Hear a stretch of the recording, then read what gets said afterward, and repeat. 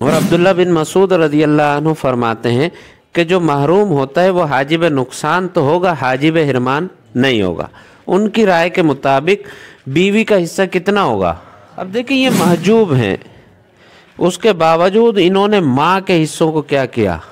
ثلث سے سدس کی طرف منتقل کیا نا۔ دیکھیں خود تو گرے لیکن اس ماں کے حصے بھی کیا کر گئے؟ کم کر گئے۔ تو محجوب یحجب یعنی دو قاعدے چلیں گے۔ احدہما، ایک قاعدہ یہ ہے کہ ہوا ان کل من یدلی الی المیت بشخص لا یرث مع وجود ذلک الشخص۔ ایک قاعدہ تو یہ ہے کہ ہر باللہ من الشیطان الرجیم، بسم اللہ الرحمن الرحیم، سبحانک لا علم لنا الا ما علمتنا انک انت العلیم الحکیم۔ آج علم میراث کا 23واں سبق ہے۔ 22ویں سبق میں ہم نے عصبات کی بحث کو تفصیل کے ساتھ پڑھ لیا تھا۔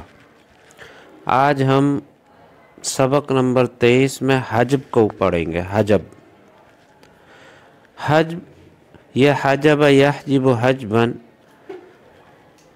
یہ مصدر ہے اور اس کے لغوی معنی ہوتے ہیں روکنے کے، منع کرنے کے۔ حارس الباب جو چوکیدار ہوتا ہے اس کو بھی حاجب کہتے ہیں، اس لیے کہ وہ لوگوں کو بغیر اجازت کے اندر جانے سے روکتا ہے، اس وجہ سے اس کو حاجب کہتے ہیں۔ اور حجاب جو ہوتا ہے، حجاب لفظ وہ بھی اسی سے نکلا ہے۔ حجاب بھی جو ہے وہ دیکھنے سے کیا کرتا ہے؟ منع کرتا ہے، روکتا ہے، اس وجہ سے اس کو کیا کہتے ہیں؟ حجاب کہتے ہیں۔ اور اسی طرح دیکھیں اللہ تبارک و تعالی نے فرمایا کلا انہم عن ربہم یومئذ لمحجوبون، قیامت کے روز کفار کو اللہ کے دیدار سے روک دیا جائے گا۔ تو حجب کے لغوی معنی کیا ہوئے؟ روکنے کے اور منع کرنے کے۔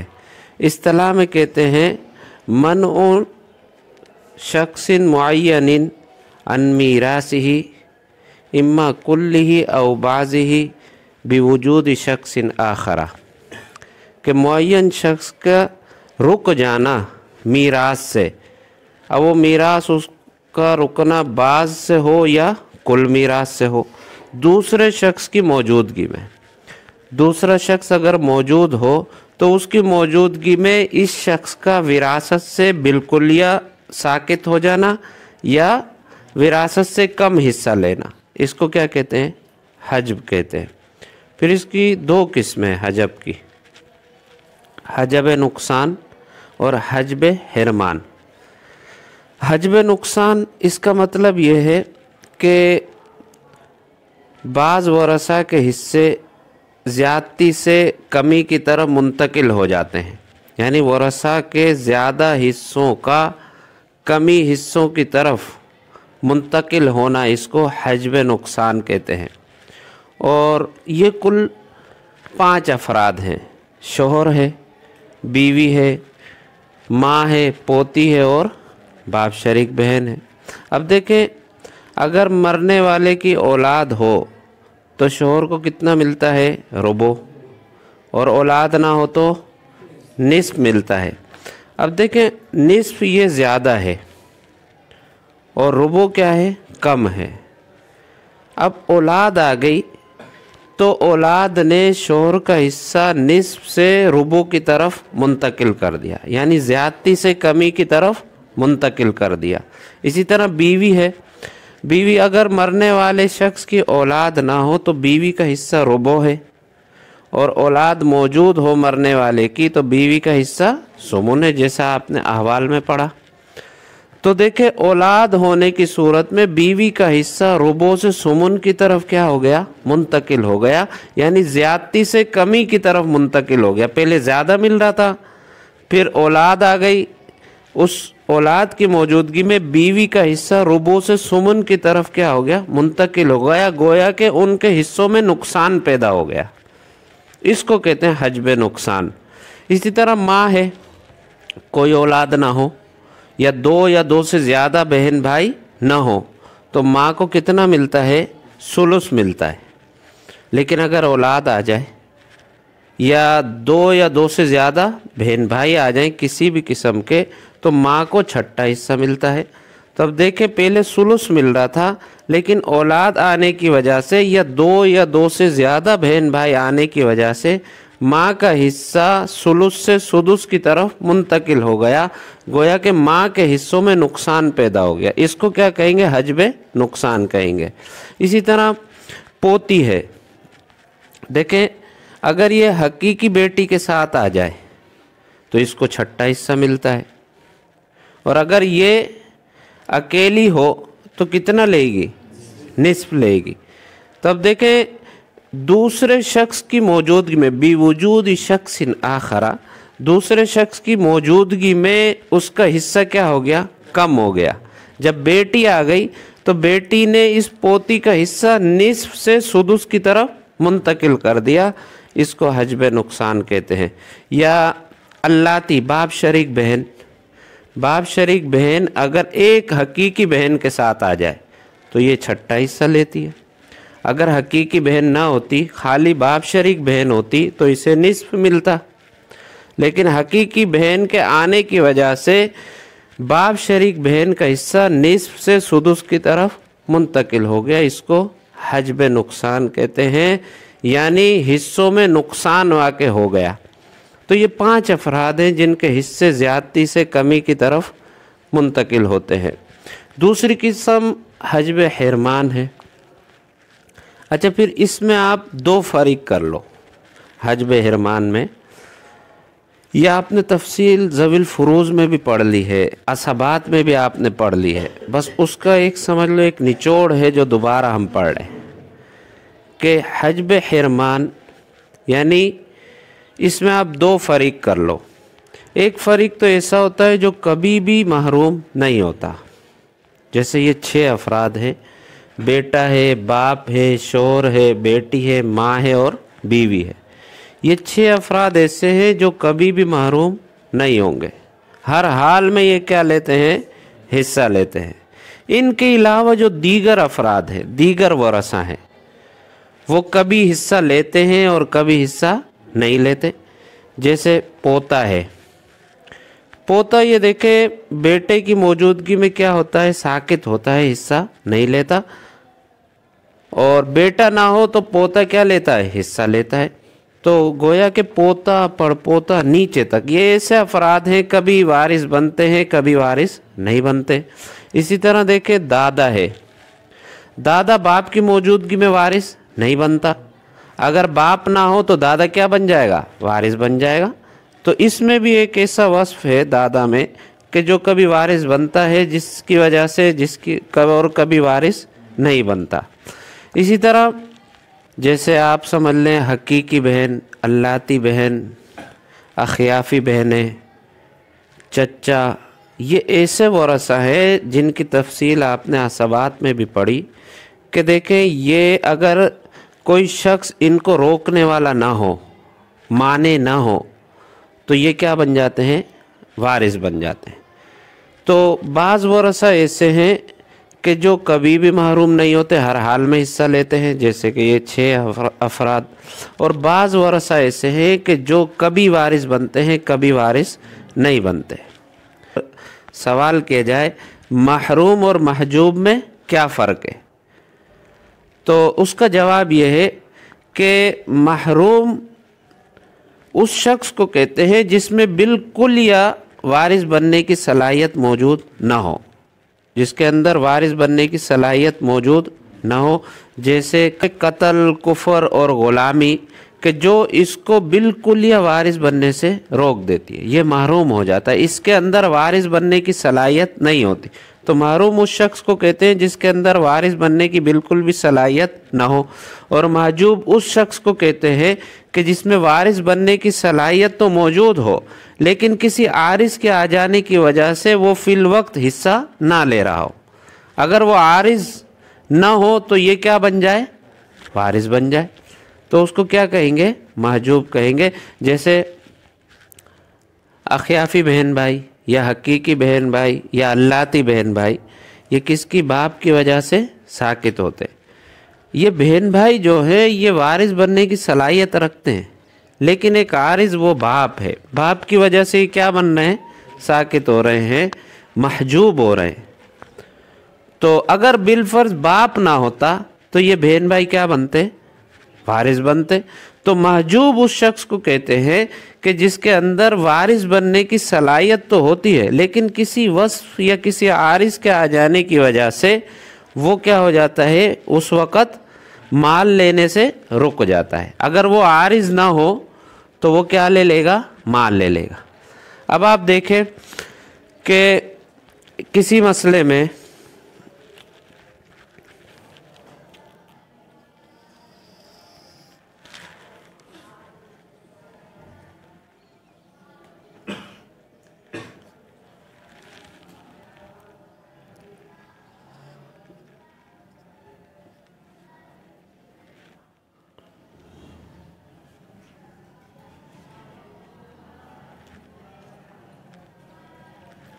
یہ سمجھے دیکھیں ایک عورت کا انتقال ہوا، اس کا شوہر ہے، باپ ہے اور بھائی ہے۔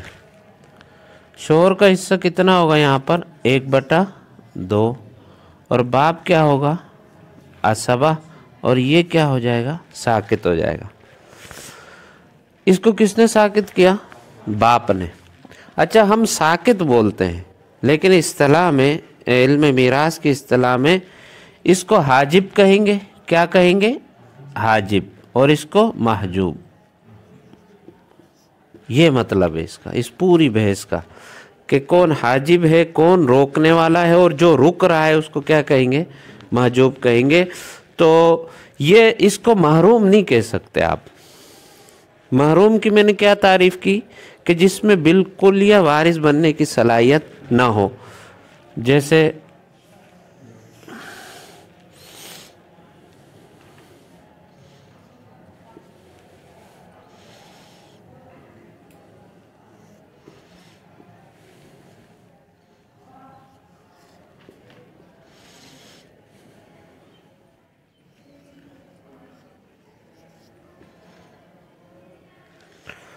ایک شخص کا انتقال ہوا، اس کی بیوی ہے، باپ ہے اور کافر بیٹا ہے۔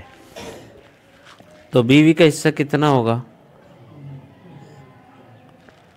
بیوی کا حصہ کتنا ہوگا؟ ربع۔ کیوں؟ اولاد تو ہے۔ اور یہ باپ کیا ہوگا؟ اولاد تو ہے، ہاں، یہ عصبہ ہوگا۔ صحیح ہے، یہ میں سمجھاتا ہوں آپ کو، صحیح ہے۔ اور یہ کیا ہے؟ محروم ہے۔ اس کو محجوب نہیں کہیں گے، بلکہ کیا کہیں گے؟ محروم۔ یہ نہ بھی ہو تب بھی یہ وارث نہیں بنے گا، اس میں مانا صلاحیت ہی نہیں ہے وارث بننے کی، اس لیے کہ یہ کیا ہے؟ کفر، ایک ایسا وصف اس کے اندر موجود ہے جس نے اس کو وارث ہونے سے بالکل یا روک دیا۔ اب یہ محروم ہے، محجوب نہیں ہے۔ محجوب کس کو کہیں گے؟ اس کو کہیں گے کہ جس کے اندر وارث بننے کی صلاحیت ہے، لیکن کسی عارض کے آ جانے کی وجہ سے وہ کیا ہو گیا؟ فی الحال حصہ لینے سے رک گیا۔ اور محروم اسے کہتے ہیں کہ جو بالکل وارث بننے کی صلاحیت نہ رکھتا ہو۔ فرق سمجھ گئے محروم اور محجوب میں؟ اب سمجھیں دوسری بات، یہ جو محروم اور محجوب ہوتے ہیں، کہ جو محروم ہوتا ہے وہ نہ حاجب نقصان بنے گا نہ حاجب حرمان بنے گا، اس بات کو سمجھنا۔ اب دیکھیں یہاں پر ایک شخص کا انتقال ہوا تھا، اس کی بیوی، باپ اور کافر بیٹا ہے۔ تو اس کافر بیٹے کو ہم کل عدم شمار کریں گے، گویا یہ موجود ہی نہیں ہے۔ بس اب کیا کریں گے؟ بیوی کو ربع دیں گے، اس لیے کہ اولاد موجود نہیں ہے، اور باپ کیا بنے گا؟ عصبہ بنے گا، اس لیے کہ یہاں پر اس کو کل عدم فرض کریں گے۔ تو احناف کے نزدیک اور جمہور صحابہ رضوان اللہ علیہم اجمعین، ان کی رائے کے مطابق جو محروم ہوتا ہے وہ نہ دوسرے کے لیے حاجب نقصان بنے گا، ایسا نہیں کہ اس کے حصے ربع کو سمن کی طرف منتقل کر دے گا، اور نہ دوسرے کے لیے حاجب حرمان بنے گا۔ حاجب حرمان کی مثال دیکھیں۔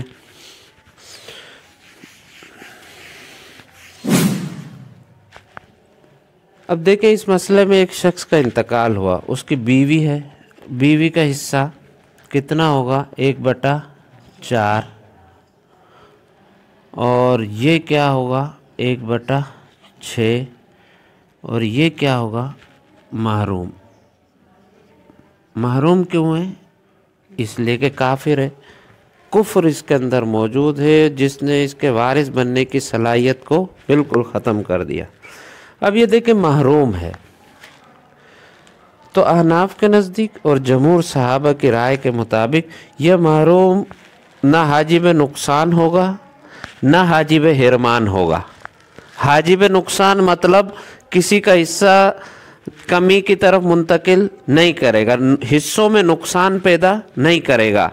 तो अब ये जो बेटा है देखे इस ज़ौजा के हिस्सों को कम नहीं करेगा कि अगर इसको शुमार किया जाए तो ज़ौजा का हिस्सा कितना बनता है, सुमन बनता है, लेकिन ये जो है ना इसका हिस्सा रुबो से सुमन की तरफ मुंतकिल नहीं करेगा। ये मतलब है कि महरूम ना हाजिब नुकसान होगा ना हाजिब हिरमान होगा। अब देखें अखियाफी भाई, अखियाफी भाई बेटे की मौजूदगी में क्या होते हैं, साकित होते हैं ना, लेकिन यहाँ पर साकित नहीं होंगे। हम इसको कल अदम शुमार करेंगे, गोया कि ये मौजूद ही नहीं है, इस वजह से ये क्या ले रहे हैं, हिस्सा ले रहे हैं। और अब्दुल्ला बिन मसूद रज़ियल्लाहु अन्हु फरमाते हैं कि जो महरूम होता है वो हाजिब नुकसान तो होगा, हाजिब हिरमान नहीं होगा। उनकी राय के मुताबिक बीवी का हिस्सा कितना होगा 1/8, और ये जो है ना महरूम नहीं होगा। समझ गए? अब्दुल्ला बिन मसूद रज़ियल्लाहु अन्हु के नज़दीक महरूम जो होता है हाजिब नुकसान तो होता है, यानी दूसरों के हिस्सों को कम करेगा, लेकिन हाजिब हिरमान नहीं होगा, किसी को महरूम नहीं करेगा। ये मतलब है वल महरूम ला यहजिबु इंदना, ये मतलब है इसका कि जो महरूम होता है हमारे नज़दीक ना हाजिब नुकसान बनता है ना हाजिब हिरमान बनता है। और अब्दुल्ला बिन मसूद रज़ियल्लाहु अन्हु के नज़दीक हाजिब नुकसान तो होगा, हाजिब हिरमान नहीं होगा। जैसे कि यहाँ पर कि महरूम है तो वो जो है बीवी का हिस्सा रुबू से सुमन की तरफ मुंतकिल कर देगा। ये राय अब्दुल्ला बिन मसूद रज़ियल्लाहु अन्हु की है। जो महजूब होता है वो बिल इत्तफाक हाजिब नुकसान बनता है, वल महजूब यहजिबु बिल इत्तफाक, महजूब जो होता है वो बिल इत्तफाक क्या बनता है, हाजिब बनता है। वो किस तरह देखें, एक औरत का इंतकाल हुआ, उसका शोहर है, माँ है, बाप है, एक हकीकी भाई और एक हकीकी बहन है। शोहर का हिस्सा कितना है यहाँ पर 1/2, माँ का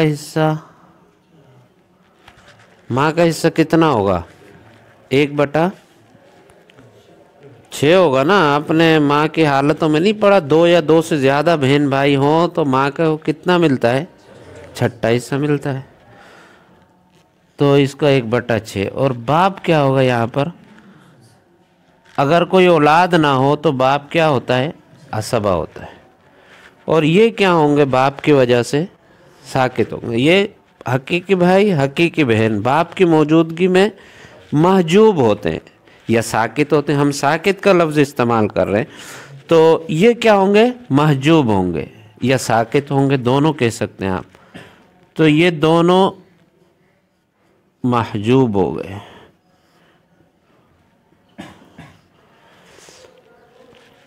इनको कुछ भी नहीं मिलेगा।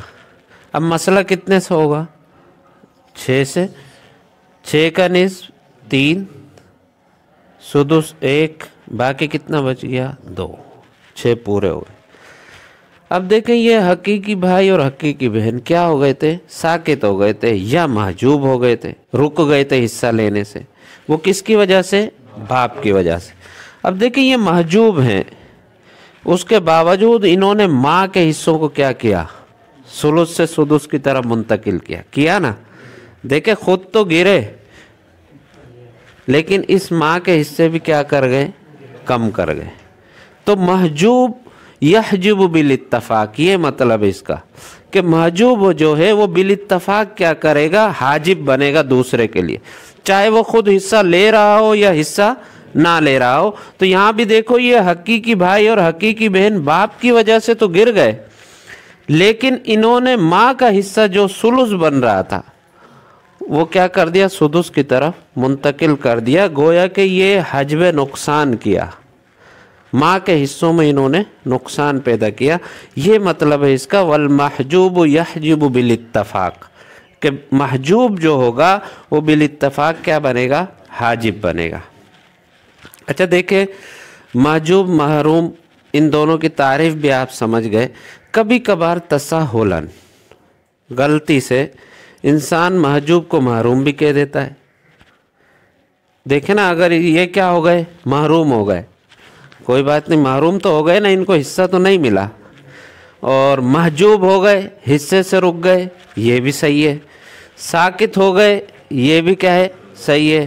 محروم بھی میم سے آتا ہے، محجوب بھی کس سے آتا ہے؟ میم سے آتا ہے۔ کبھی کبھار حصہ نہ لینے والے کے نیچے میم لکھا ہوتا ہے، اب اس سے مراد محجوب ہے یا محروم ہے یہ پتہ نہیں چلتا۔ تو بہرحال تسہلاً یا ایک رواجاً محروم کو محجوب بھی کہہ دیتے ہیں، محجوب کو محروم بھی کہہ دیتے ہیں، لیکن حقیقت میں محروم کی جو اصل تعریف ہے وہ یہ ہے کہ محروم کے اندر وارث بننے کی صلاحیت نہیں ہوتی۔ تو بہتر یہ ہے کہ جو بیٹا کافر ہو یا قاتل ہو یا غلام ہو، اس کو کیا لکھا جائے؟ محروم۔ ان کے علاوہ جتنے بھی ہیں جو حصہ لینے سے رک رہے ہیں، باپ دادا کے ساتھ آ جائے تو دادا یہاں پر کیا ہوگا؟ محجوب ہوگا۔ دیکھیں اس کے اندر وارث بننے کی صلاحیت ہے، لیکن باپ کی وجہ سے ہی کیا ہو رہا ہے؟ حصہ نہیں لے رہا، تو اس کو محروم نہیں کہیں گے، محروم کا اطلاق نہیں ہوگا بلکہ محجوب کہیں گے۔ اسی طرح پوتی بیٹے کے ساتھ آ جائے تو بیٹے کی وجہ سے پوتی حصہ نہیں لے رہی، تو یہ کیا ہوگی؟ محجوبہ، یعنی رکنے والی ہوگی، محرومہ نہیں ہوگی۔ اس کے اندر اس لیے کہ وارث بننے کی صلاحیت ہے۔ یہ دوسرے حقیقی بھائی حقیقی بہن یہ باپ کی وجہ سے کیا ہو جاتے ہیں؟ ساکت ہو جاتے ہیں۔ تو بہتر یہ ہے کہ محجوب کی جگہ اگر ساکت کا لفظ استعمال کریں تب بھی صحیح ہے، کہ بھئی یہ وارث اس کی موجودگی میں کیا ہو گیا؟ ساکت ہو گیا۔ تو تسہلاً انسان محجوب کو محروم بھی کہہ دیتا ہے، محروم کو محجوب بھی کہہ دیتا ہے۔ تو لیکن در حقیقت ان کی تعریفوں میں کیا ہے؟ فرق ہے۔ دیکھیں ترجمہ کر لیتے ہیں۔ باب الحجب۔ الحجب علی نوعین، حجب دو قسموں پر ہے۔ صفحہ نمبر 43، صفحہ نمبر 43 ہے۔ باب الحجب، الحجب علی نوعین، حجب دو قسموں پر ہے۔ حجب نقصان، ایک قسم حجب نقصان ہے، وہو حجب عن سہم الی سہم۔ حجب نقصان کسے کہتے ہیں؟ کہ ایک حصے سے رک جانا دوسرے حصے کی طرف، یا ایک حصے سے دوسرے حصے کی طرف منتقل ہو جانا، اس کو حجب نقصان کہتے ہیں۔ وذالک لخمسۃ نفر، اور یہ جو ہوتا ہے ایک حصے سے دوسرے حصے کی طرف منتقل ہونا، یہ 5 افراد پر یہ حال طاری ہوتا ہے۔ للزوجین، میاں بیوی، یہ بھی دیکھیں زیادہ حصے سے کم حصے کی طرف کیا ہوتے ہیں؟ منتقل ہوتے ہیں، یا ایک حصے سے دوسرے حصے کی طرف منتقل ہوتے ہیں۔ اگر اولاد ہو تو بیوی کو سمن ملتا ہے، اولاد نہ ہو تو بیوی کو ربع ملتا ہے، اولاد نہ ہو تو شوہر کو نصف ملتا ہے، اولاد ہو تو ربع ملتا ہے۔ اسی طرح ماں، اس کو اگر اولاد موجود ہو یا دو سے زیادہ بہن بھائی موجود ہوں تو چھٹا حصہ ملتا ہے، اگر یہ موجود نہ ہو تو ثلث ملتا ہے۔ اسی طرح پوتی ہے اور باپ شریک بہن ہے۔ وقد مر بیانو، اور اس کا جو بیان ہے، اس کی جو تفصیل ہے مکمل آپ نے ان کے احوال میں پڑھ لی ہے۔ وہ حجب حرمانی، دوسری قسم کیا حجب حرمان ہے۔ والورثۃ فیہ فریقان، اور حجب حرمان میں ورثہ کے 2 فریق ہیں۔ فریق لا یحجبون بحال البتہ، ایک فریق تو ایسا ہے جو کسی بھی حال میں محروم نہیں ہوتا، یعنی محجوب نہیں ہوتا، یعنی ہر حال میں وہ حصہ لیتا ہے. ایسا نہیں ہوتا کہ وہ موجود ہو اور وہ حصہ ہی نہ لے رہا ہو، ایسا ہو ہی نہیں سکتا. وہم ستۃ، اور وہ 6 افراد ہیں. الابن والاب والزوج والبنت والام والزوجۃ، یہ 6 افراد ایسے ہیں جو ہر حال میں حصہ لیتے ہیں. وہ فریق، اور دوسرا فریق ایسا ہے کہ یرثون بحال، کسی حال میں وہ وارث بنتا ہے، ویحجبون بحال، اور دوسری حالت میں وہ کیا ہو جاتا ہے؟ محجوب ہوتا ہے، حصہ نہیں لے رہا ہوتا. وَهَذَا مَبْنِيٌّ عَلَىٰ أَصْلَيْنِ، اور یہ جو دوسرا فریق ہے اس کی بنا 2 اصول پر ہے. اس میں 2 اصول چلیں گے، یعنی 2 قاعدے چلیں گے. احدهما، ایک قاعدہ یہ ہے کہ ہوا ان کل من یدلی الی المیت بشخص لا یرث مع وجود ذلک الشخص. ایک قاعدہ تو یہ ہے کہ ہر وہ شخص جو میت کی طرف منسوب ہو کسی شخص کے واسطے سے، اس شخص کی موجودگی میں وہ کیا ہو جائے گا؟ ساقط ہو جائے گا، محروم ہو جائے گا. جیسے ابن الابن اور ابن، دیکھیں ابن بھی ہے اور ابن الابن بھی ہے. اب دیکھیں ابن الابن جو ہے یہ ابن کے واسطے سے میت کی طرف منسوب ہو رہا ہے. ابن الابن یعنی میت کے بیٹے کا بیٹا. اب پوتے میں اور میت میں واسطہ کون ہے؟ بیٹا. اور پوتا کیا ہوا؟ ذل واسطہ ہوا. تو لہذا واسطے کی موجودگی میں ذل واسطہ کیا ہوگا؟ ساقط ہوگا. یہ مطلب ہے اس کا. پہلا قاعدہ یہ ہے کہ جس واسطے سے بندہ میت کی طرف منسوب ہو، اگر وہ واسطہ موجود ہو تو پھر وہ شخص منسوب ہونے والا کیا ہو جائے گا؟ محروم ہو جائے گا، ساقط ہو جائے گا، محجوب ہو جائے گا. جیسے دادا باپ کے ساتھ آ جائے. دادا ہے، اب دیکھیں دادا اور میت میں رشتہ ہے لیکن بیچ میں ایک واسطہ ہے، وہ کیا ہے؟ باپ. اگر باپ آ جاتا ہے تو دادا کیا ہو جائے گا؟ ساقط ہو جائے گا، اس لیے کہ جو واسطہ بن رہا تھا وہ موجود ہے، لہذا واسطے کی موجودگی میں ذل واسطہ کیا ہوگا؟ ساقط ہوگا. ام الام، ماں کی ماں یعنی نانی، اگر ماں آ جائے تو کیا ہوگی؟ ساقط ہوگی. کیوں ہوگی؟ اس لیے کہ واسطہ موجود ہے. نانی اور میت، نانی کو اگر آپ میت کی طرف منسوب کرو تو درمیان میں ایک واسطہ آتا ہے، وہ کون سا آتا ہے؟ ماں.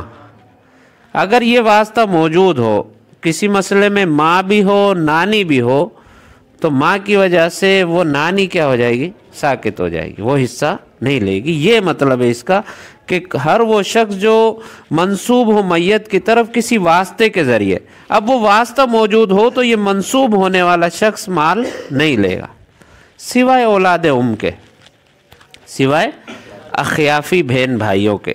اخیافی بہن بھائی ایسے رشتہ دار ہیں جو ماں کی وجہ سے ساقط نہیں ہوتے، حالانکہ ماں کی واسطے سے کیا ہو رہے ہیں؟ منسوب ہو رہے ہیں، لیکن ماں موجود ہو تو اخیافی بہن بھائی ساقط نہیں ہوتے. اس کی کیا وجہ ہے؟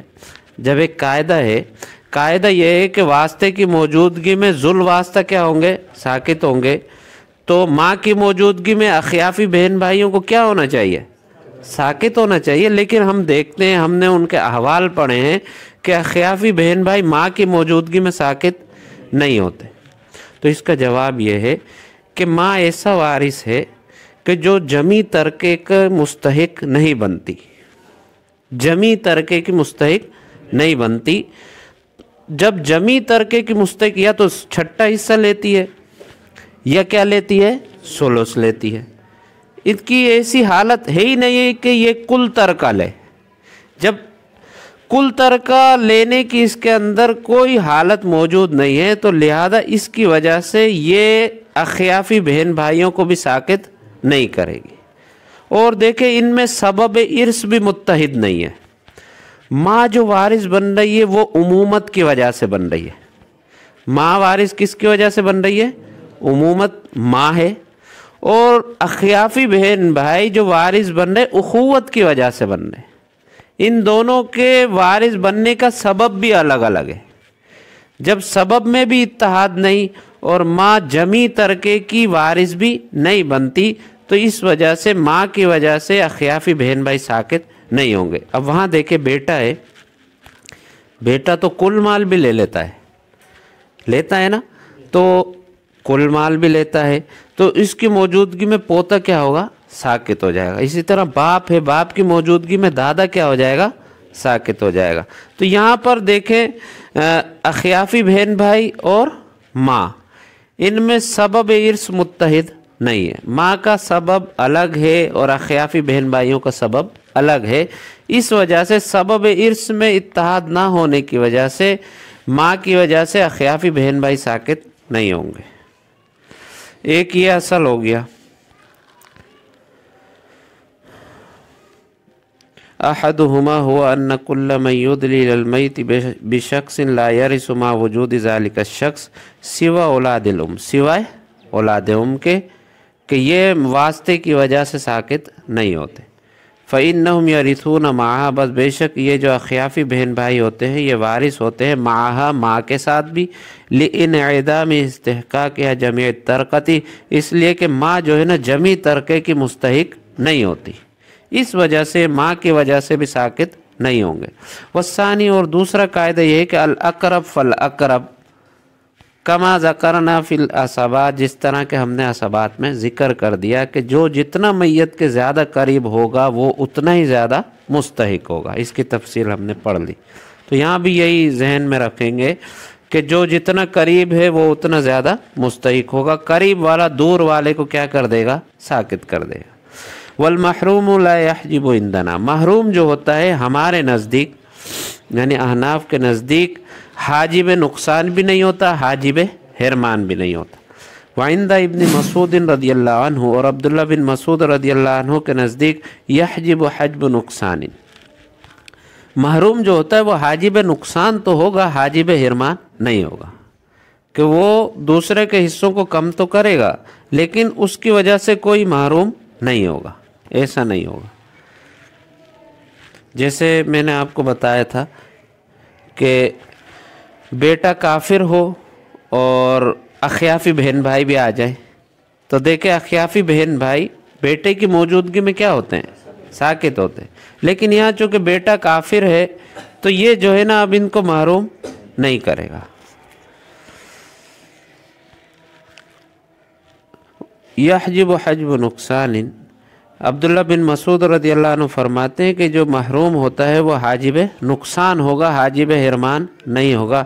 कल काफिर वल कातिल व रकीकी, जिस तरह काफिर, कातिल और गुलाम है, ये ऐसे औसाफ है जिस बंदे के अंदर ये मौजूद हो तो वो बिल्कुल या उनको विरासत से क्या कर देते हैं, महरूम कर देते हैं। तो ऐसे शख्स को क्या कहेंगे, महरूम कहेंगे, काफिर, कातिल और गुलाम को।